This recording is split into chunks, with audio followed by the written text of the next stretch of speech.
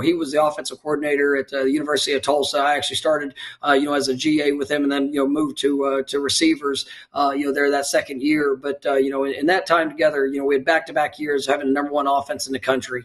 We had in that first season, we had a 5,000-yard passing quarterback, a 1,000-yard running back, and 3,000-yard receivers all on the same team, and in the same year. And I think that was the first time it had ever been done, in college football. And I don't know if it's been duplicated since, but it is. It's just his mindset, his approach. He is like I said, a great innovator. He loves to create.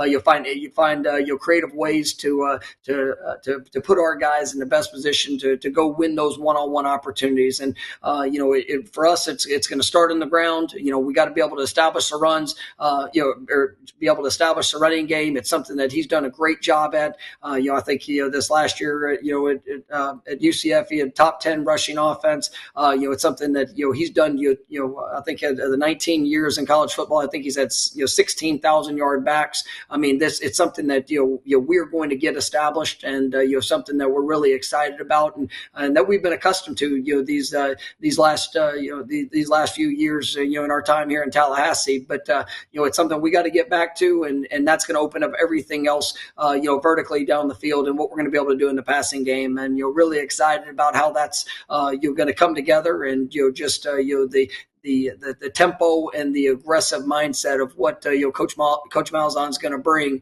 and having somebody that I've got that much trust and faith in, and he's bringing just an incredible amount of excitement. Getting back to what he loves to do, and the role of a head football coach has really expanded so much in this new age of college football, and he's had just an incredible storied career, winning a national championship, obviously competing in another, and had great success, there in that head coach position. But just to see his excitement to lead, to lead an offense, and to be able to get back to doing what he loves is really been special for me. And he's fired up, and I know our guys are excited to follow his lead. Tony White's presence, just discuss that in further depth if you could, and some of the things you're excited about with some of the things he might be tweaking a little bit within your program here early on.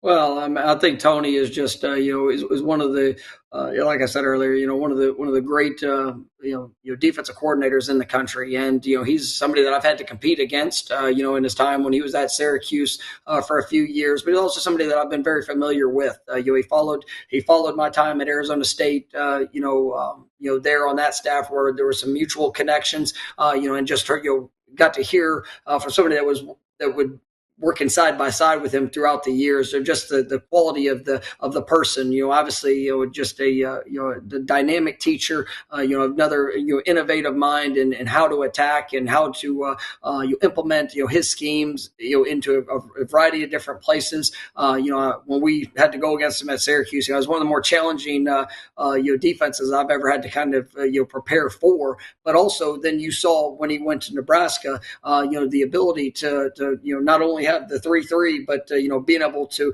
utilize guys on that defensive front where he was implemented the 4-down front at a high capacity as well, just playing to the personnel while still always being able to have that aggressive mindset, physical, hard-nosed defense that was all predicated on the big play. He was creating takeaways, creating the TFLs, quarterback sacks. Really somebody that has prided himself on stopping the run. You've been one of the best run defenses in the country year after year, and has traditionally lived as a top 20 defense under his direction as a defensive coordinator, and just another wonderful person, great man, a great family that we're really excited to have here in Tallahassee. I know you mentioned learning the new systems as well. We also wanted to announce that due to the Doak Campbell Stadium construction and renovation, we will not be having the spring showcase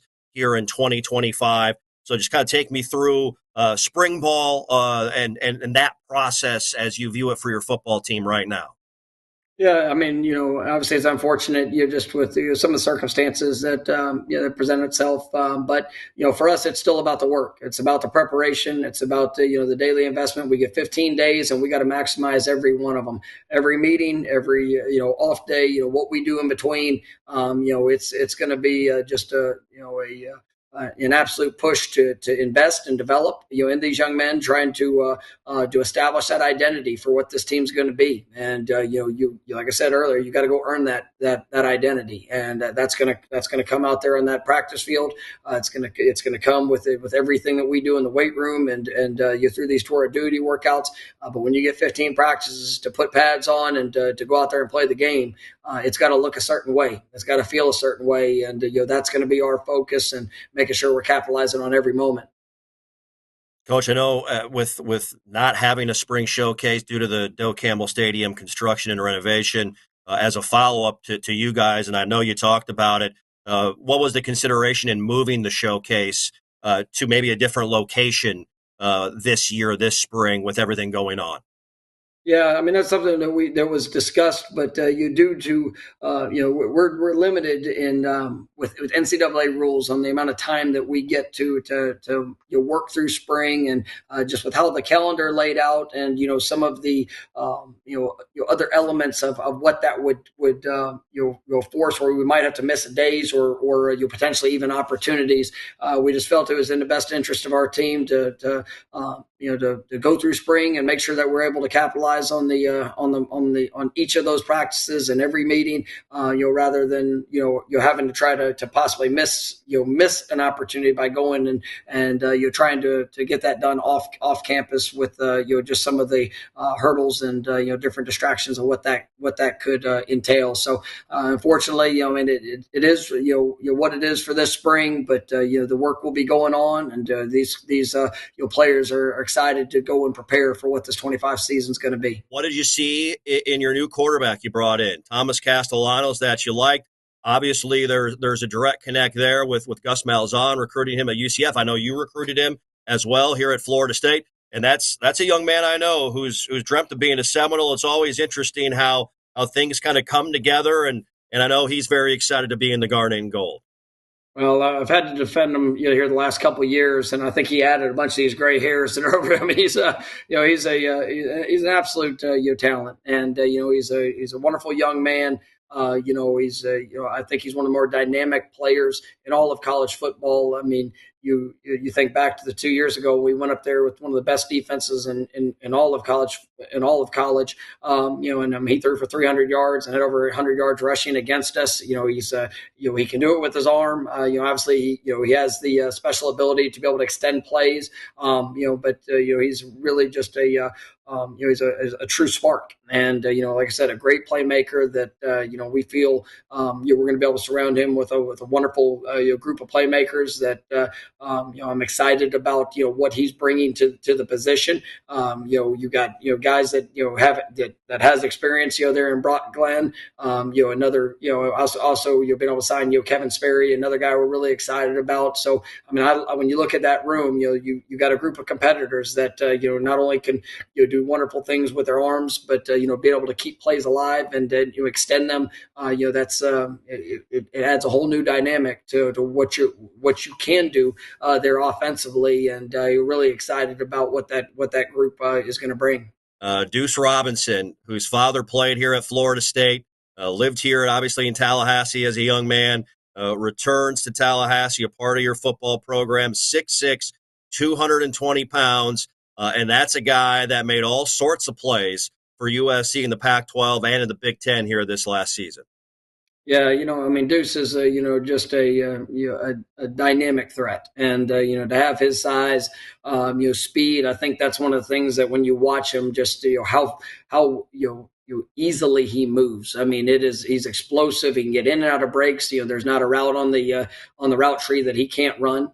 He's a guy that has made plays in big moments, but we think that he's just scratching the surface to what he can do and where he can go. And there's going to be a lot of comparisons to even past guys, but I really think he's unique to himself. I mean, he's just really a special talent, a guy that is driven and hungry to go be the best. And he puts in the work at an elite level to try to achieve that. And he comes from, like I said, he comes from a Florida State, obviously a great player in Duce Robinson, and a guy that just so excited to be able to have in the program. And when you can bring that size speed combination, we think that he could be a really special player in this offense, and what we're looking to continue to build upon.